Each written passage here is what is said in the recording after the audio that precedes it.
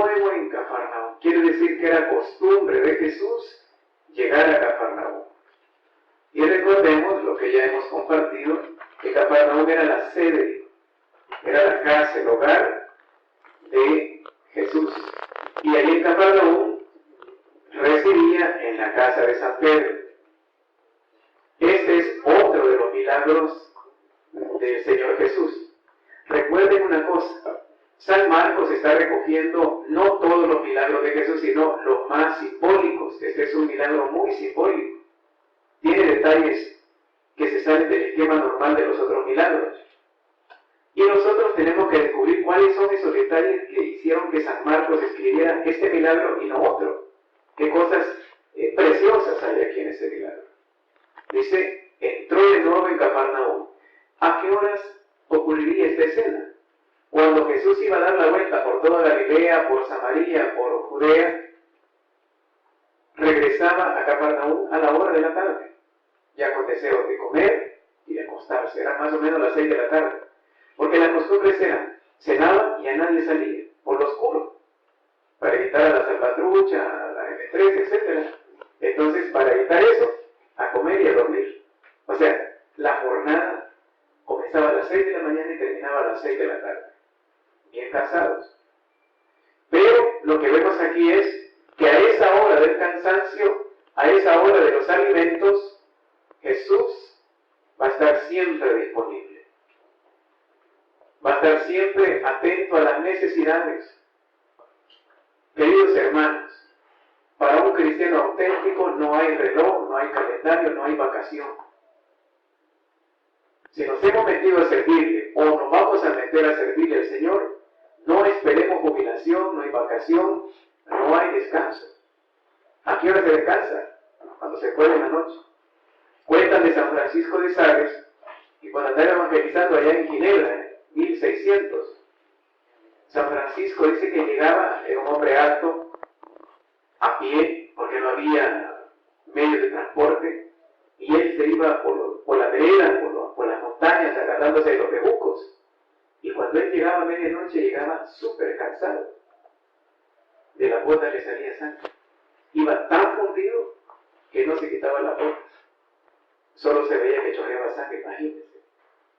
A la mañana siguiente, ahí estaba otra vez ese hombre caminando. Uno dice, esta gente que nosotros conocemos como santos, se acabaron en el servicio. ¿Y nosotros cuándo? Jesús es el modelo. Llega la hora de cenar, cansado, a pie, y sin embargo, va a haber una escena de ayuda y Jesús se pone en camino. Si usted y yo queremos que aquí en este lugar, que aquí en este país haya milagros, tenemos que tener la actitud de Jesús. Sigamos versículo 2.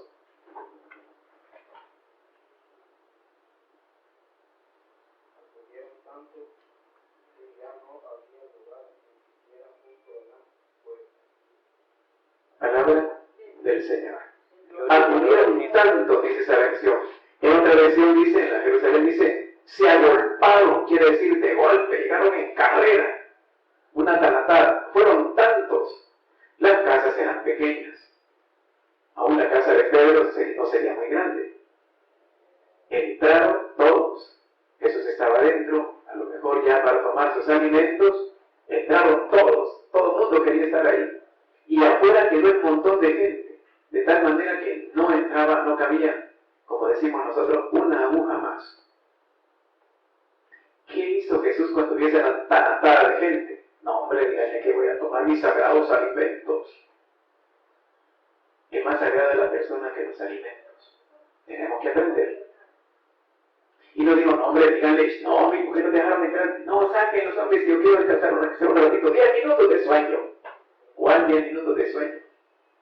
Jesús Dios, no, déjenme esperar, tápeme la comida y vamos a comer otro rato. Qué tremenda la actitud de Jesús. No había celulares, no había internet, no había teléfonos. Pero llega esa gente, ¿cómo lo supo? Toda esa gente rápido, al nomás saber que Jesús estaba ahí, la gente salió en carrera. Y lo curioso es que era una hora tarde. Ellos también iban a tomar alimentos. Y dejan también sus alimentos para encontrarse con Jesús. Era una hora en que la gente ya no andaba en las calles. Y ahora sale la tanatada de gente. ¿Y qué pasó? Versículo 3.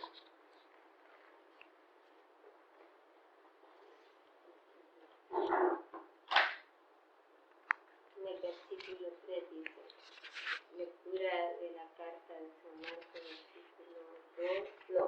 capítulo 2, versículo 3, ¿verdad? Dice, y mientras Jesús les anunciaba la palabra, 4 hombres le trajeron a un paralítico que llevaban tendido en una camilla. Palabra del Señor. Gloria a ti, Señor. Aquí empezamos a descubrir los aspectos hermosos de una bonita comunidad. Había un enfermo, ya era la hora de la tarde, y pudieron haber dicho, no hombre, mira, esperémonos mañana, si de todas maneras ya en la noche ya nadie sale, peligroso. Y qué bueno esta comunidad que no puso trabas. Agarraron una camilla y salen con el enfermito, no había ambulancias, y salen con el enfermito corriendo por la calle. Yo me imagino aquellos los 4 corriendo, y el enfermito, ¡no me vayan a botar! ¡Cálmense, hombre, vayan despacito! Quieran sí o no, se tardaron un poco, y por eso llegaron de último, y cuando llegaron ya estaba todo bloqueado. Ellos corrieron, sí, pero los otros que no tenían carga llegaron primero. Iba un paralítico. No es el único caso de enfermo que iba ahí. Todos llegaban por enfermedades, todos llegaban por necesidades. ¿Y qué hace Jesús cuando los ve? Versículo siguiente. Como no podían acercarlo a Jesús a causa de la multitud, levantaron el techo donde él estaba y por el boquete bajaron al enfermo en su camilla. Palabra del Señor. Gloria a ti, Señor Jesús. Si se fijaron en los versículos anteriores, cuando Jesús ve la gran cantidad de gente, no dijo, enfermo, que pasen, los vamos a sanar a todos. Que se sienten, les vamos a enseñar Biblia, dijo Jesús. Y les enseñaba, dice el texto. Eso se está enseñando. Lo más importante del ser humano es compartir la palabra de Dios. No es sanar, no dice que pasen, que los vamos a sanar y todos estaban enfermos. Lo más importante es que tú domines la palabra y la domines a nivel vivencial. Que la gente note que tu carácter ha cambiado, que tu manera de ser ya cambió, que ya no eres. Me acaba de decir una hermana, mire hermano, hoy ya no grito tanto en la casa, me dijo. Vaya, qué bueno, le dije, hermano. Es que de eso se trata, porque si seguimos los mismos bravos, entonces ¿qué estamos haciendo? La gente no nos cree. Entonces, ¿qué le sirve a las reuniones si más brava viene de lo normal? No nos van a creer. Mamá, ni vaya, mire, usted es la enferma, peor viene. La gente tiene que notar que hay un cambio. Si nos dejamos, el Señor lo va a hacer. ¿Y cómo se va a crecer en fe? Pablo dice en la carta de los Romanos 10:14, la fe viene por la escucha de la palabra. Y lo primero que está haciendo Jesús es haciendo que esa fe crezca a través de la palabra. Nosotros, el ministerio, tiene que ser un ministerio de sanación, de liberación, sí, pero en primer lugar de evangelización. No hagamos en lo posible sanaciones sin evangelización. Jesús es el modelo, y el primero, antes de hacer sanaciones, primero se pone a evangelizar a la gente. Y para eso tengo que dominar los textos. Para eso tengo que hacer los exámenes. Para eso tengo que estudiar. Es totalmente necesario. Si yo quiero que mi vida sea fructífera en favor de los demás, tengo que dejarme guiar por la palabra. Mi palabra no funciona, la palabra de Dios sí funciona. Mis hechos, mis actos no valen mayor cosa si no son llenados por la palabra de Dios. Por eso la misa que linda la iglesia no nos permite ir a la Eucaristía sin antes haber pasado por la palabra del Señor. Ahora vemos una comunidad que se encuentra con un problema. Un problema fuerte. ¿Qué hubiera hecho usted en ese caso? Yo hubiera dicho, mirá, esperemos. No sé si vos querés esperarte, si querés nos esperamos hasta que termine la catequesis de Jesús. Porque de todas maneras, denos permiso, no, pues y no por último, pero si también nosotros estamos enfermos. Todos estaban enfermos. Ya no había chance para alguien que iba en una camilla. Y probablemente otros iban con muletas, etcétera, cada quien iba con su enfermedad. Pero estos tuvieron una diferencia con respecto a toda la gente. Mire qué interesante. Llegaron de último y son más ingeniosos que todos los que estaban ahí. Los que estaban ahí están con Jesús. Sí, pero no todos los que están con Jesús tienen el espíritu adecuado para estar delante de Él. Ya lo vamos a ver. Había unos que solo estaban de mirones, de criticones, estaban ahí. Toda esa gente está con Jesús, sí, pero ¿cuántas veces muchos de los que están con Jesús impiden que los que de verdad quisieran estar con Él lleguen donde Jesús? ¿Cuántas veces nosotros somos tapones, barreras, para que los demás no se encuentren con Jesús? Y en vez de permitirle a otros, como no discernimos, no, a mí me toca primero, espérate, servimos de barrera. ¿Cuántas veces encontramos dos grupos? Unos que están delante de Jesús estorbando, otros que quieren entrar y están esperando. No todos los que llegaron primero son mejores, mentiras. Estos llegaron de último y están mejor que los otros. Entonces tenemos bien claro, estos fueron creativos, los otros eran sedentarios. Están todos sentados, viendo con los brazos cruzados ahí, pensando en la sopa de frijoles. Y eso es también, ¿y cómo hacemos para entrar? No, hombre, mira, no, ¿cómo que no se puede ya? Vamos a ver, espérate, y se quedan viendo el techo, era una escalera, unos lazos. Mira, subámonos al techo. Conocemos las casas de Israel en el tiempo. Eran planas, eran pequeñas, tenían una sola ventanita. Y el techo era de junco, con ramas y lodo encima, ahí hacían la cubierta. Entonces era fácil escarpar un agujero. Pero imagínense lo que significa subir a una persona. No es lo mismo bajar un ataúd. ¡Ey, cuidado! El ataúd para abajo es más fácil. Pero subirlo en el techo ajeno. Y la casa era de Pedro. Imagínate todo para allá, y el paralítico, cuidado, me van a botar, cálmense. Y todos, cállense, hombre, los de afuera, díganle a ese que se calle. Y Jesús viendo dijo, que parecemos ese grupo. Un grupo así quiero yo, dijo Jesús. Y no solamente se sube, sino que escarpan. ¿Cuánto mediría el agujero? Unos 2 metros. Por 1 metro, más o menos. Suponiendo que fuera un israelita normal, Jesús dice que medía 1,80 de estatura. La camilla tendría que medir un poquito más de 2 metros, por las agarraderas. O sea, un agujero de unos 2,5 metros, tamaño hoyo, por 1 metro para que entrara cabalí.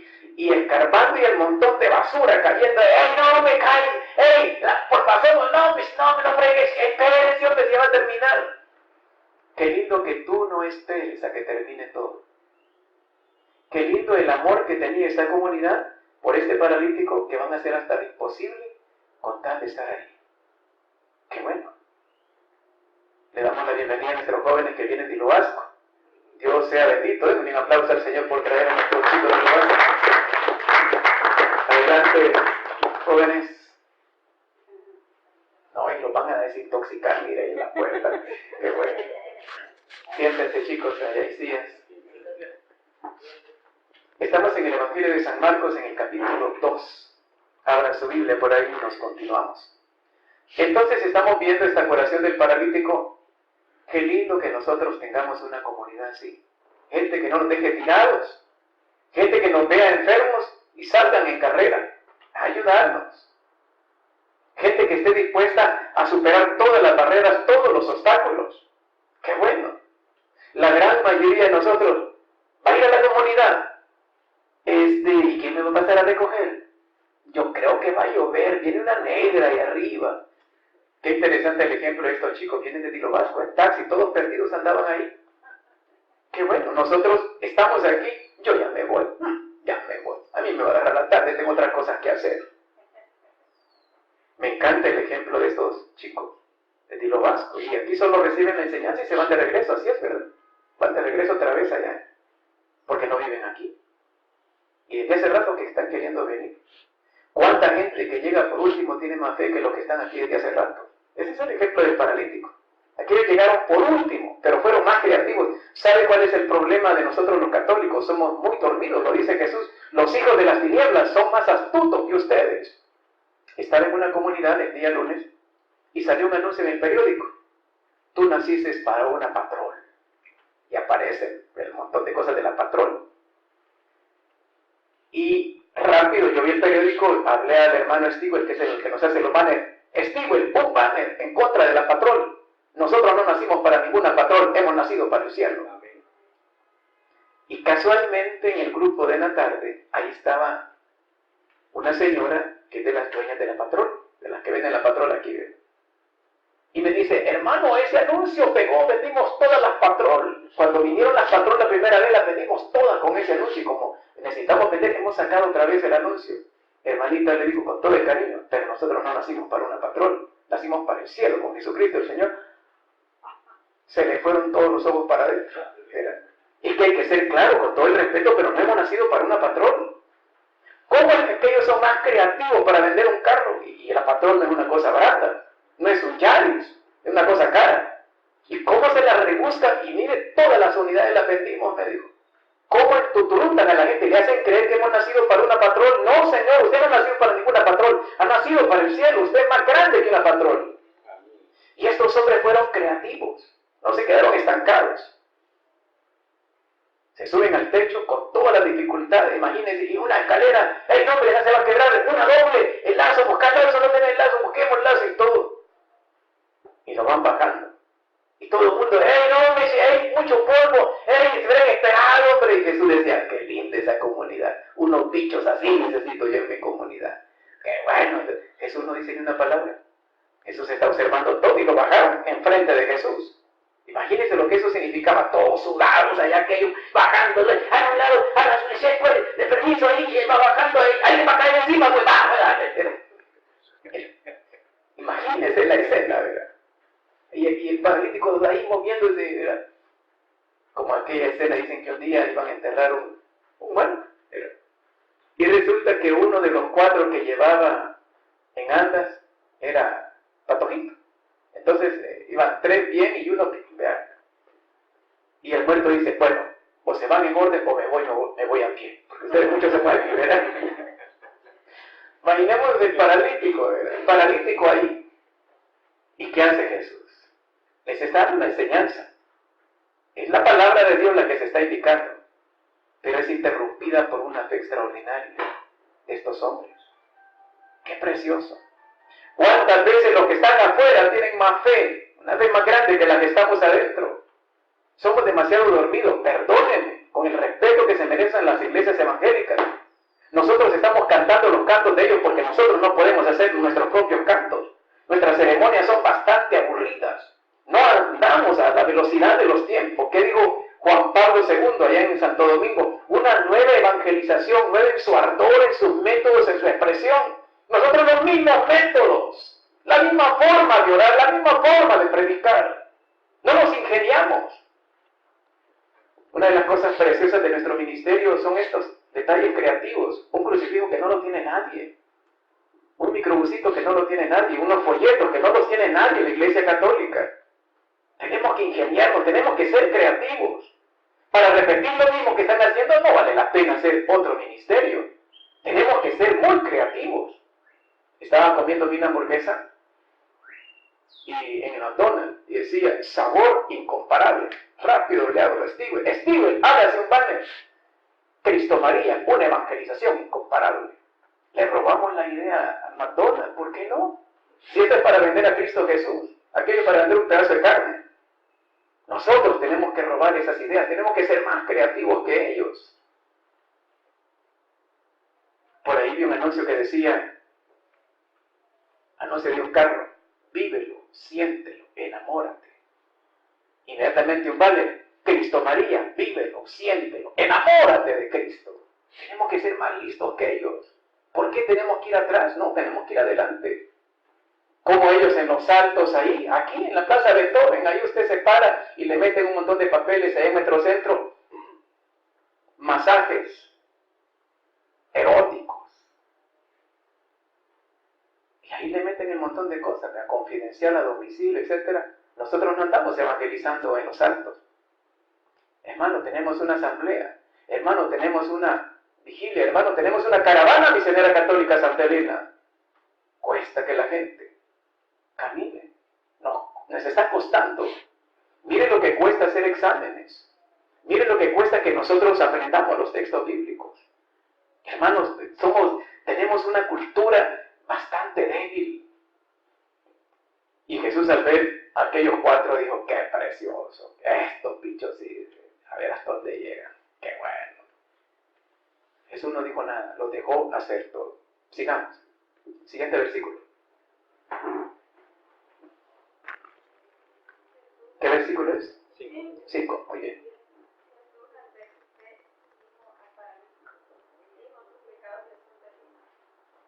Palabra del Señor. Gloria al Señor. Al ver la fe, pero no es una fe sentimental, solamente de lágrima. Es que yo amo a Jesús. Y yo cuando lo veo me da dolor. Y yo... No, hombre, no se trata solo de eso. Es una fe activa, creativa. Es una fe preciosa. Al ver la fe. ¿Y qué está diciendo? Está viendo cómo subieron con aquel. Lo están bajando, abrieron el agujero. Y Jesús dice que yo, si hubiera recibido una cosa de esa, yo dejo abierto ese hoyo de eterna memoria. Si fue un milagrazo. Lo que hubiera hecho un techo arriba de eso. Yo no cierro ese techo. Un milagrazo enorme.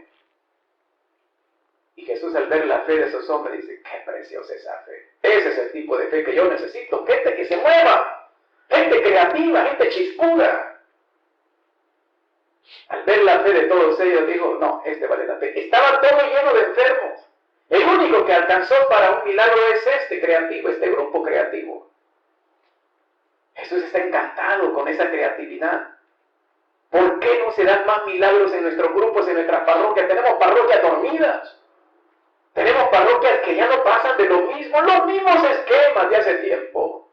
Hoy necesitamos una creatividad tremenda. Tenemos que inventar, tenemos que utilizar, decía Juan Pablo II, todos los métodos a nuestro alcance. Toda la técnica, todo el arte a nuestro alcance. Si es de Dios, todo eso lo inventó Dios. ¿Por qué nosotros no lo utilizamos para Dios? Al ver la fe de ellos, dijo al paralítico, hijo, mire la primera frase, cuando yo he estado en grupos, y el Señor habla en ton de lenguas, interpretación de lenguas, y dice, díganle a mi hijo Ricardo, yo siento que me levanta, díganle a mi hijo Ricardo, hijo. Cuando lo está viendo, Jesús sabe todos los pecados que tiene ese hombre. Y cuando lo va, y según vos, sinvergüenza, mentiroso, pornográfico, según vos, con solo que abrieron el agujerito. No, Jesús no es así. Jesús es precioso. Jesús vale la pena. Jesús es lindo de verdad. Ya estás herido por tus propios pecados y no te termina de hundir. Pablo lloraba en Romanos 9:17. Hago el mal que no quiero, y lo dice llorando Pablo. El bien que quisiera hacer no me sale. Y está en la etapa final de su vida. Y Jesús, hijo, con esa palabra hijo le da todo el amor de un Dios. Ya lo había hecho con el leproso, ahora lo hace con este paralítico. Hijo, esa palabra en los labios de Jesús es todo testimonio de amor. Él se da cuenta que hay una parálisis. Sí, pero hay algo más importante en la vida de ese paralítico. Son sus pecados. ¿De qué sirve que solamente le demos una pastilla al que viene enfermo? Si se va herido, hediondo, desamorado, lleno de rencor. Hoy en la madrugada me habló una hermana del ministerio, me puso un correo. Yo lo vi a las 4 que me levanté, ella lo había puesto a las 1:50, creo. Y me dice, me acabo de pelear con mi esposo. ¿Debo de hacer el rosario así como estoy? ¿Sí o no? Y no le contesté palabras, le contesté con 3 textos bíblicos. Mateo 5:25, Mateo 5:45, Romanos 12:21, para que lo leyeran. La mejor consejería tiene que ser bíblica. ¿Qué dice Mateo 5:25? Ponte de acuerdo con tu adversario mientras vas por el camino, no va a ser que el juez te entregue al guardia, te meta a la cárcel y nunca vas a salir de ahí. Estaba clarísimo el mensaje. Y 5:45, ¿qué dice? Ora por tu enemigo. Y Romanos 12:21, que dice, no te dejes vencer por el mal, vence al mal a fuerza de hacer el bien. Tenemos que ser creativos.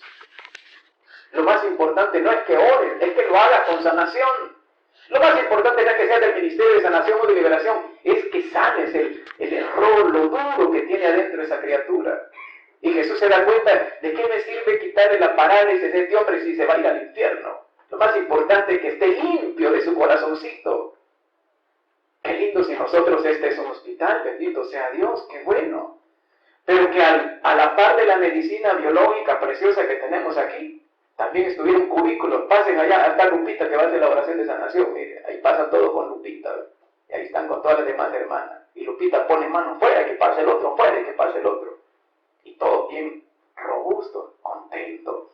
No solamente le damos el medicamento externo, sino también el interno, que es la base.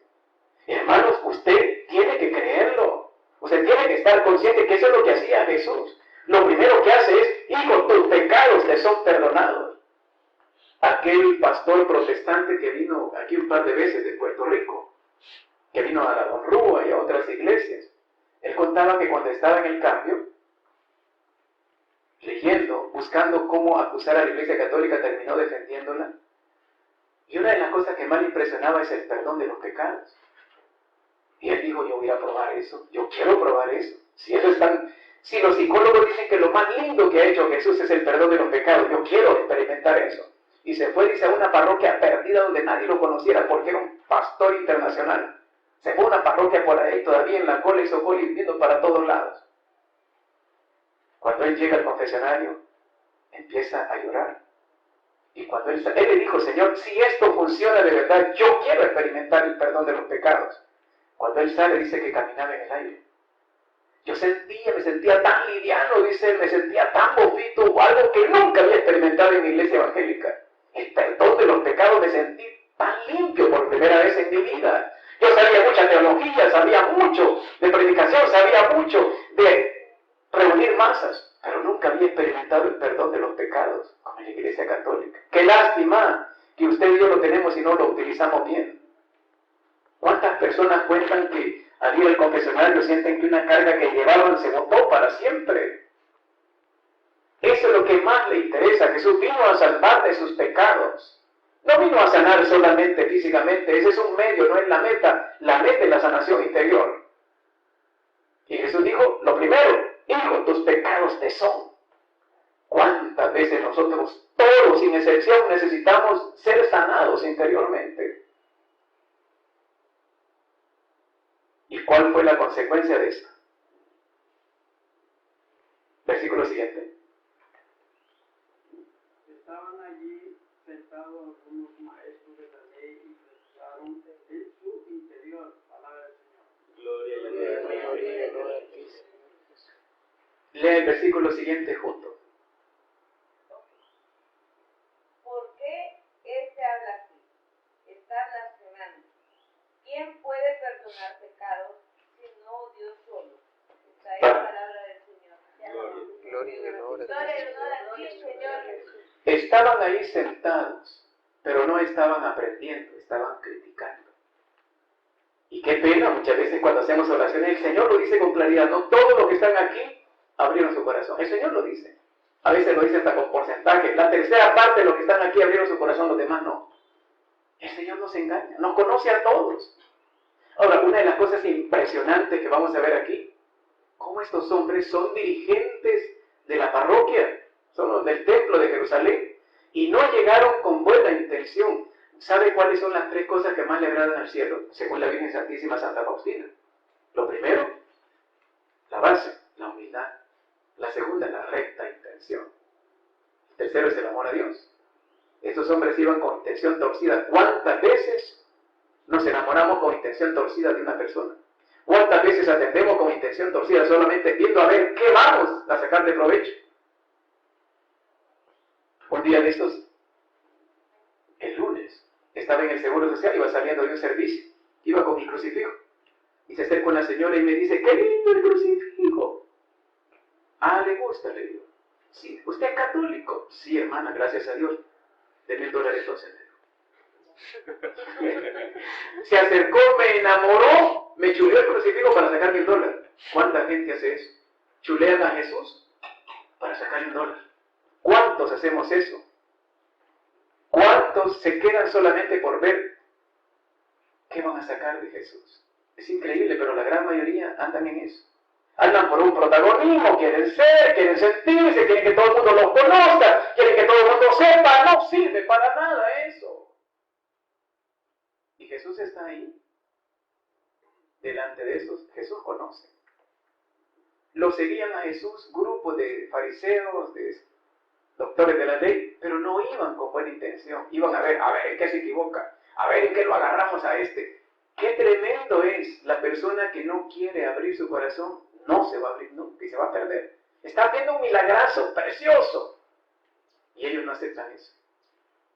No aceptan el milagro, no aceptan la actitud de Jesús. Ya lo agarramos a este. Está blasfemando, solo Dios puede perdonar. ¿Sabe cuál es el problema de los escribas? Que conocían la ley, se la ponían de memoria, pero no la entendían. ¿Cuántos estamos en la misma? Bueno, los católicos estamos ni la palabra no conocemos, estamos peor. Podemos aprendernos la Biblia, sí, pero el problema es si lo entendimos correctamente. ¿Cuánta gente lee la palabra y no la entiende, hermanos? Es increíble. Uno dice, pero no es posible que no podamos entender la palabra de Dios. Esta gente se la podía de memoria porque la costumbre era que a los 5 años comenzaban a memorizar textos bíblicos y a los 12 le hacían la paz bíblica, la de la ceremonia del Bar Mizná. Y pasaban con honores, eran los maestros, eran doctores de la ley, se podían todo eso de memoria. Y sin embargo, no lo habían entendido correctamente. Hablar de Dios, eso es chiche, lo hace cualquiera. El problema es si es entendido bien, si tu vida va de acuerdo a la vida de Jesús, ese es el punto. Y estos hombres estaban en contra de Jesús. ¿Quién puede perdonar pecados? Eso es una blasfemia. ¿Y sabe lo que significa blasfemia? Muerte. ¿Por qué mataron a Jesús? Lo condenaron por blasfemo. Cuando Caifás le dice, ¡ah, blasfemado! ¿Qué más necesidad tenemos? ¡Reo de muerte! Lo mataron por blasfemo. En este momento, ya en el capítulo 2 de San Marcos, ya lo están decretando muerto Jesús. Por no entender. Por no entender. ¿Quién puede? Porque ellos tenían un concepto enano de Jesús.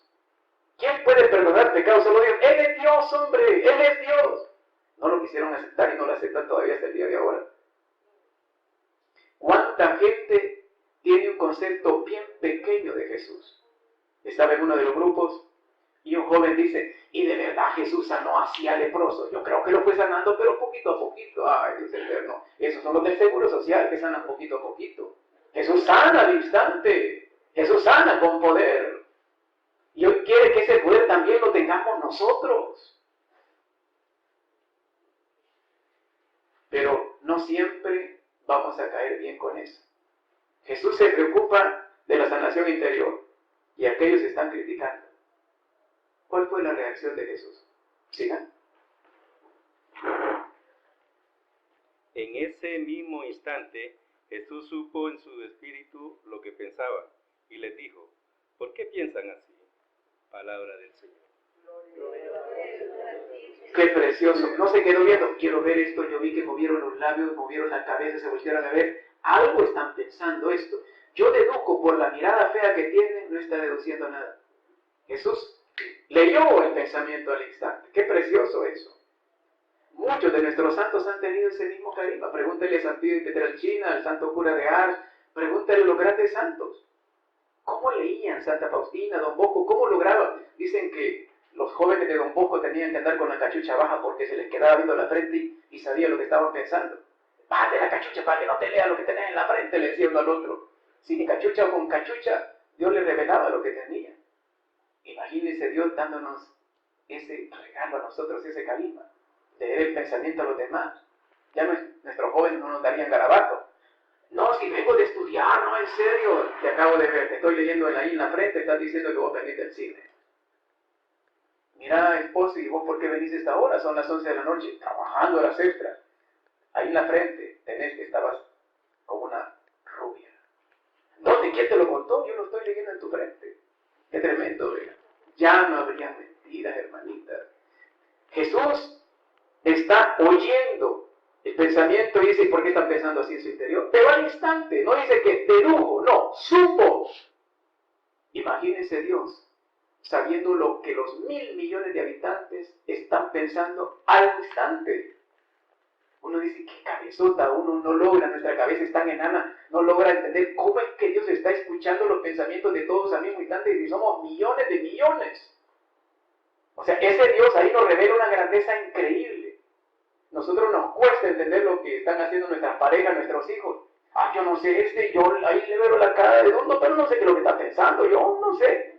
Jesús lo sabe al instante. Imagínense la mamá sabiendo a sus hijos, ¿quién de los tres quebró el jarrón? Vos lo fuiste. Mamá, ¿y quién te lo dijo? Te lo acabo de leer ahí en la frente. Precioso. Como no sabemos, los tres se van a la cama sin comer. Injusticia, comete. ¿Por qué no adivina el pensamiento? ¿Por qué no lee en la frente? Nos evitaríamos un montón de errores. Habría un montón de presos que no deberían estar en Mariona, si supiéramos leer bien. Jesús al instante, sabiendo, conociendo. ¿Por qué están pensando así? Jesús no anda haciendo eso para demostrar que tiene poder de leer el pensamiento, no le interesa esas cosas. Pero ahora necesita cambiar la manera de pensar. Está intentando convertir a estos escribas. ¿Por qué piensan así en sus corazones? Se le fueron los colores, parecían que eran de arena, de gana, del frente, rojo, blanco, morado, todos pálidos. ¿Y quién? Vos le dijiste, yo no, a vos, alguien le dijo, ¿cómo es que sabe él? ¿Cómo es que sabe Jesús? ¿Por qué Dios? Fíjense una cosa preciosa, a ver si lo logro explicar. Están discutiendo que Jesús no es Dios y acaba de dar una demostración preciosa de que sí es Dios. Solo Dios puede leer el pensamiento. Satanás no lo puede leer. Y si alguna criatura lo hace, es con el poder de Dios. Les está leyendo el pensamiento, es Dios, y no cayeron en el 5. Qué tremendo, Dios te puede dar demostraciones de que es Dios. Si tú no quieres entenderlo, no lo vas a entender nunca. Dios te quiere cambiar tu vida si tú te dejas, pero si no quieres, no va a cambiar nada. No porque no pueda, es que respeta tu libertad. Y esos hombres están allí. Él les está demostrando que es Dios. Ellos no quieren entender. Sigamos. ¿Qué es más fácil decir a este paralítico, se te perdonan tus pecados, o decir, levántate, toma tu camilla y anda? Palabra del Señor. Gloria y honor. Gloria y honor a ti. Lean el 10 también, por favor. Pues ahora ustedes sabrán que el Hijo del Hombre tiene en la tierra poder para perdonar pecados. Palabra del Señor. Gloria y honor a ti. Les hace una pregunta difícil. ¿Qué es más fácil? ¿Decirle a este hombre, tus pecados te son perdonados? ¿O levanta tu camilla y vete a tu casa? ¿Qué es más difícil? ¿O qué es más fácil? No supieron responder. Ambas cosas son difíciles. Y lo que está diciendo Jesús es tan difícil decirle a este paralítico, toma tu camilla y vete a tu casa, pero para Dios es tan fácil como perdonar pecados. Porque esas sanaciones solamente las puede hacer Dios al instante, pero la gente no logró entender. ¿Qué es más fácil? Decirle, te perdono los pecados y levanta tu camilla. Pues para que sepan que el Hijo del Hombre por primera vez revela su mesianismo. El Hijo del Hombre es el título más pequeño que Jesús se adjudica. Porque el leproso, el endemoniado le dijo, eres el Hijo del Dios Altísimo. Jesús utiliza el Hijo del Hombre, que es un título mesiánico revelado por el profeta Daniel. Cuando el profeta Daniel ve, dice, estoy viendo uno como Hijo de Hombre. Es una visión mesiánica.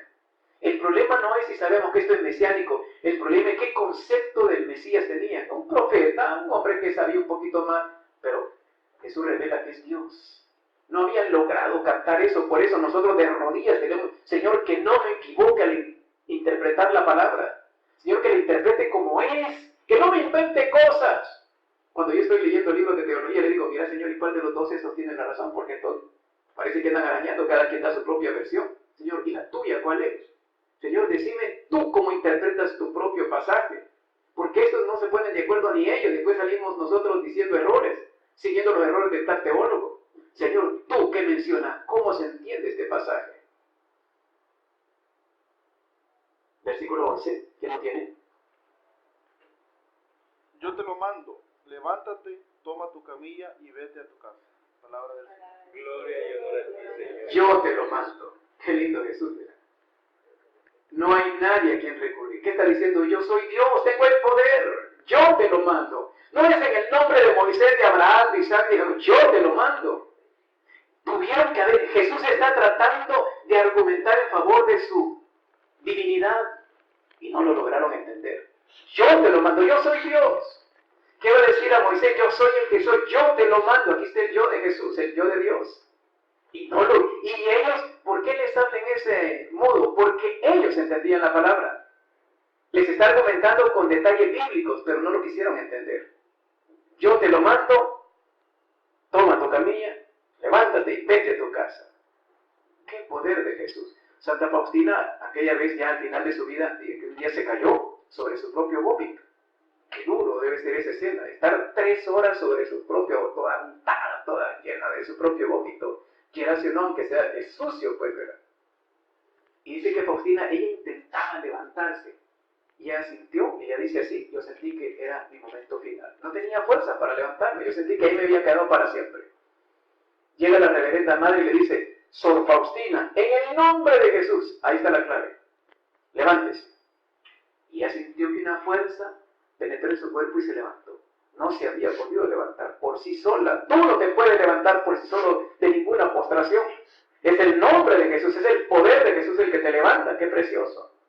Yo te lo digo, levántate. Y ese hombre sintió una fuerza como la que sintió Faustina, se levantó. Sabe que no era correcto que un enfermo anduviera cargando la camilla. La camilla lo cargaba él, pero él no podía estar cargando la camilla. ¿Verdad? Porque los sanos son obedientes. Agarró la camilla, se la echa al otro y salió en medio de todo. Así le dijeron, los obedientes están sanos, los sanos obedecen. Si usted ve una persona aquí que no obedece, está enferma. Hay que hacerle una oración de sanación o de liberación.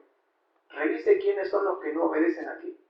En lo que usted conoce, su grupo familiar aquí en el hospital, revise los que no obedecen, están enfermos. Los sanos obedecen al instante, no. Sí, ya lo voy a hacer. Ay, que usted todo lo quiere a la carrera. Espérese, hombre, mañana, espérese. Los sanos obedecen al instante. Dice que al instante. No es cuestión de que por etapas, a veces cuando vamos a sanar, yo me acuerdo de las primeras sanaciones que yo vi hace 17 años. Estaba un hermano en silla de ruedas. Vamos a orar por sanación. Y que quería darse un choca que podía levantar.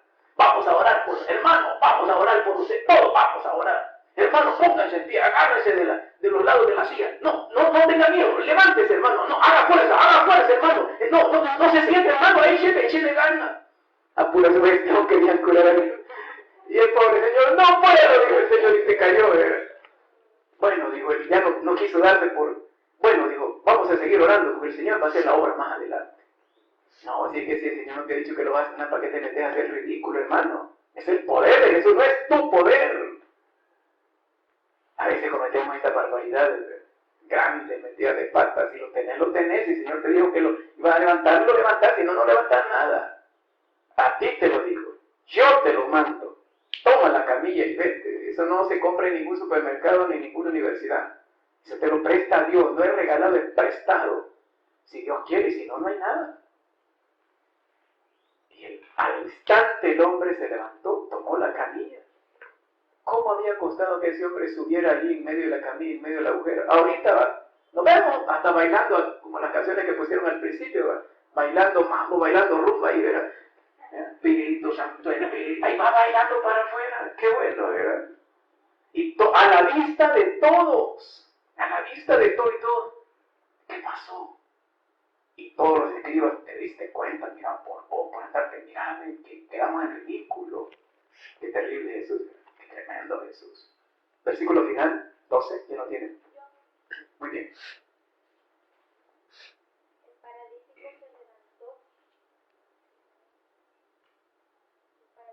se levantó, cargó inmediatamente la camilla y salió a la vista de todos. Todos se quedaron sobrecogidos. Glorificaron a Dios diciendo, jamás hemos visto cosa igual. Qué lindo que eso se pueda decir aquí. Qué lindo que algún día se diga, mira, nunca, en todos los años de ser de este hospital, nunca habíamos visto una cosa parecida. Qué precioso, si es que mira, qué poder de Dios. ¿A través de quiénes? A través de nosotros. ¿Y de quién, pues? A través de nosotros, hermanos. ¿Cómo es que aquellos 4 tuvieron más fe que nosotros?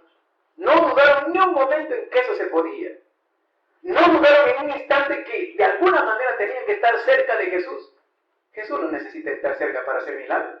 Pero ellos hacen el esfuerzo humano que es posible. Hicieron lo que estaba a su alcance, subir en el techo, abrir el hoyo, bajarlo. Jesús dijo, no, ya es suficiente. Me convencieron que necesitan un milagro, que vale la pena esto. No dudaron. Si tú dudas, dice el Evangelio de San Marcos, mejor no pidas nada. Lo que ya pediste, cree que ya lo recibiste. Y la carta de Santiago dice bien claro, si dudan, no sean como las olas del mar que van y vienen. Si dudan, mejor no pidan nada. La gran mayoría de nosotros dudamos. No, si fe tengo, pero la verdad es que no sé si se va a salvar. Ya estuvo, ya dudaste. Tenemos una fe superficial, una fe mecánica, una fe pequeña. Estos hombres no dudaron, el milagro se hizo. Viendo la fe de ellos, comienza el combo de Jesús. Primero, la sanación de los pecados. Segundo, la sanación física. Y qué lindo el pueblo. Dice, todos hay que entender, todos menos los escribas. Todos quedaron maravillados, decían, dice, sobrecogidos. Me gustó el texto de la hermanita, dice, sobrecogidos. En silencio, tragando aire. ¿Y esto qué es? Pero qué linda la reacción, dice, todos glorificaban a Dios. Los del pueblo, los sencillos, los aquellos, vamos, no, aquí quedamos de ridículo, vamos. En otro día lo vamos a agarrar. Qué terrible. Siempre hay gente así. Y al final agarraron a Jesús, porque Él se dejó agarrar. Pero qué lindo el pueblo está sobrecogido, alegre, glorifica. Eso tiene que darse aquí, hermano. Que Dios sea glorificado en este lugar.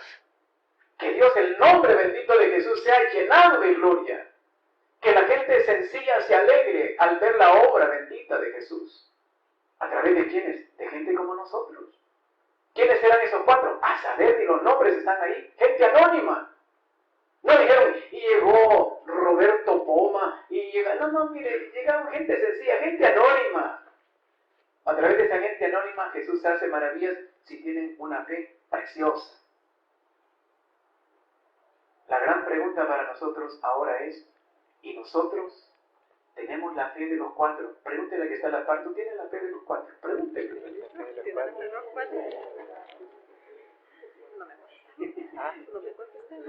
Seríamos capaces de subir un techo, abrir un hoyo y bajar, y Pedro, ¡hey! ¿Qué pasó? ¿Quién nos va a pagar esto? ¿Verdad? Qué terrible, ¿verdad? Ya vamos a arreglar, no te preocupes, Pedro, si ese volado vale. Yo de Pedro no mando a arreglar ese hoyo, hay que quede de recuerdo histórico, si es un momento precioso. Gracias, muchachos, por haberme abierto el agujero qué bueno. Ahí cuando quiera me abren otro, no hay problema, con tal de que se hagan milagros. Qué bueno, Jesús. Qué bueno esos cuatro. Imitémoslo. Amén. Vamos a pedirle al Señor en esta hora que nos regale esa fe de aquellos cuatro. ¿Cuántas palabras dijeron? ¡Ni una! ¡Ni una! Pero qué bien obraron. Valen más tus actos que tus palabras, hermano. Hay gente que sueña con ser catequista, con ser predicador. ¡Ay, Dios! Cálmate, muchacho. Es más lindo cuando tú actúas y no das ni una palabra. Estos cuatro son anónimos, no sabemos su nombre, no dijeron ni una palabra. Y Jesús los admiró en esa fe creativa e hizo un milagrazo. Pidámosle al Señor que nos ayude a ser como estos anónimos. También nosotros anónimos, no llamar la atención. No trataron de convencer a Jesús con palabras, eran hechos concretos. Y Jesús se deja convencer de gente como aquellos cuatro. Padre amado, en el nombre bendito de Jesús, venimos en esta hora de la tarde a darte gracias. Señor Jesús, nos hemos situado en el contexto histórico de este milagrazo enorme. Y hemos sentido que hemos estado ahí en Cafarnaúm, mi Señor Dios, en esta tarde. Y te damos las gracias porque nos hemos transportado, tú nos has transportado hasta Cafarnaúm. Y hemos estado en esa casa de Pedro, mi Señor Dios. Y hemos visto ese paralítico bajando del techo y hemos visto cómo levanta su camilla y se va a su casa. Y hemos oído el clamor de ese pueblo que te glorifica, mi Señor Dios. Ahora venimos en esta tarde también nosotros, que no alcanza la fe nuestra a la fe de estos cuatro. Pero queremos imitarlo, mi Señor Dios. Regálanos esa fe, aumentanos esa fe. No importa como aquellos que llegaron de último, pero llegaron con una fe grandísima. Señor, que no nos detenga ningún obstáculo, mi Señor Dios, por grande que parezca, por insalvable. Señor Dios, la gente nos ha engañado diciendo que si la cosa es fácil es de Dios y si hay obstáculos no es de Dios. Mentiras, eso no es discernimiento de Dios. Nos han engañado hasta discernir mal. Bendito Dios. A ti, Jesús, no te fue fácil entrar en la gloria. Si hubieras discernido como esta gente de parroquia, de ministerios, nunca hubieras estado en el cielo. Las cosas grandiosas cuestan. Y estos hombres lo entendieron muy bien. Creyeron plenamente en ti, no se dieron por vencidos. Mi Señor, danos la gracia de que tengamos esa fe. No importa la distancia, no importa las barreras, no importa los obstáculos, no importa lo que digan, no importa la calumnia, no importa los chambres, no importa los desprecios, la marginación. No importa que haya otros que se opongan a que nos encontremos contigo, mi Señor Dios. Vamos a seguir luchando. A pesar de nuestros errores, eran pecadores todos aquellos, sí, pero tenían una gran fe. Y tú no te fijaste en el pecado, te fijaste en la fe de ellos, mi Señor Dios. Fíjate en esa tarde, en la fe de cada uno de nosotros. Danos la gracia de experimentar esa palabra, hijo. Dínosla en esa tarde a cada uno de nosotros. Dinos, hijo, hija. Dinos, queremos sentirnos amados como nunca nadie nos ha amado. Bendito Dios, danos la gracia de experimentar tu amor en esta bendita hora de la tarde, mi Señor Dios. Danos ese amor precioso que le diste al paralítico. También nosotros estamos postrados en el pecado, mi Señor Dios. Aquí hay una competencia enorme a ver quién peca más, y el que cree que peca menos es el más pecador, porque es el que más juzga y se siente mejor que los otros. Bendito Dios, danos la gracia de ser sencillos, anónimos, pero amorosos como estos cuatro, que no dejaron tirado a su compañero de comunidad. Y fueron creativos y fueron perseverantes hasta el final. Tú lo has dicho en 24:13 de San Mateo. El que persevere hasta el final, ese alcanzará, ese se salvará. Y estos cuatro fueron perseverantes hasta el final. Qué lindos estos cuatro, mi Señor Dios. No conocemos su nombre, pero desde aquí, en tu nombre, Jesús, los saludamos. Y le damos gracias por haber hecho ese gesto precioso de fe. Gesto precioso de fe que ahora nosotros queremos imitar. Padre, en el nombre de Jesús, venimos esta tarde a suplicarte que derrames tu Santo Espíritu sobre nosotros y nos aumentes la fe. Nos da pena, nos da tristeza tener una fe tan pequeña que no alcanza para milagros como estos. Nos da pena no ser tan creativos como estos cuatro. Nos da pena estar repitiendo esquemas, mi Señor Dios, porque es más cómodo. Así lo hemos hecho siempre y así siempre lo vamos a hacer. ¡No! Cada día es diferente, cada día tiene que ser mejor, cada día tiene que ser más creativo, mi Señor Dios, y sobre todo, mostrando el amor hacia nuestros hermanos. Bendito Dios, que no haya barrera que nos detenga. Padre, en el nombre de Jesús, derrama tu Santo Espíritu, que lo podamos vivir, experimentar como nunca antes lo experimentamos, mi Señor Dios. Bendito Dios, aquí hay muchos corazones con dolor, hay sentimientos dañados, bendito Dios. Bendito sea, Señor Dios. Hay vientres con dolor, mi Señor Dios. Perdona, Señor Dios, y sana. Padre, venimos a suplicarte que perdones todos nuestros pecados. Perdona los pecados de esta comunidad. Perdona los pecados de este país, de esta generación, mi Señor Dios. Venimos a suplicarte, no solamente por nosotros, por nuestra familia. Venimos a suplicarte que rompa las cadenas de pecado que hay en este país, mi Señor Dios. Rómpelas. Eso que traemos de ancestros, mi Señor, esas debilidades, esas inclinaciones, ese mal carácter, esa prepotencia, esa soberbia, avaricia, lujuria, ira, gula, envidia, pereza, esa ceguera, ese rencor, mi Señor Dios. Sánalo por misericordia. Danos la gracia de encontrarnos contigo. Tú eres Dios y nosotros somos simples pecadores. Abismo de miseria, dices tú, mi Señor Dios. Perdónanos por creernos más de lo que realmente somos. Perdónanos por no darnos cuenta del pecado horrible que apesta en nosotros. Perdónanos. Ayúdanos a reconocer nuestro error, nuestro pecado y a clamarte, mi Señor Dios. Y a dejarnos amar como se dejó el paralítico. Bendito Dios, sánanos. Sana nuestro pecado en esta hora. Así como lo experimentó aquel pastor protestante, mi Señor, también nosotros, como lo han experimentado tantos católicos y tantos santos sobre todo. Danos la gracia de experimentar tu perdón en esta hora bendita de la tarde. Queremos ser perdonados por ti, mi Señor. Perdónanos. Hoy, al iniciar este mes de marzo, perdona todos nuestros errores y pecados. Perdónanos todas las veces que nos hemos vaciado en tu nombre, que hemos burlado tu gloria, mi Señor Dios, que hemos dañado a nuestros hermanos. Perdónanos. Tú